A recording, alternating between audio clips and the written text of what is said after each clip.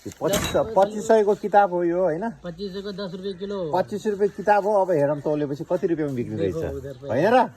ल 2500 किताब हो यो किन्दाखेरि चाहिँ होइन किताब कापी गरेर आज बढी होला नि 2500 3500 को जति होला 100 रुपये पनि बन्दैन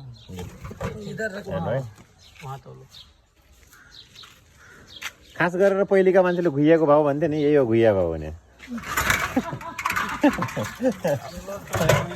घुइयाको भाउ बेच्ने भन्थ्यो नि अब हेर्नुहोस् है 3000 को किताब चाहिँ कति बेच्ने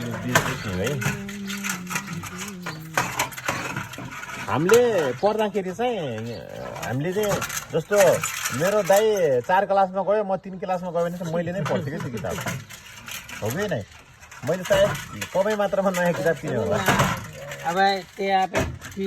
कापी किने 100 रुपियाँ 150 रुपियाँ एउटाको आउँछ अनि ठिक है हो त अनि अहिले के छ भने चाहिँ प्रत्येकलाई नयाँ किताब चाहियो बेचेपछि पुरानो किताब त पढ्दै पर्दैन नि होइन 2 पुस्ताले पढ्थे पहिले त्यो किताब मुना यो नयाँ कापी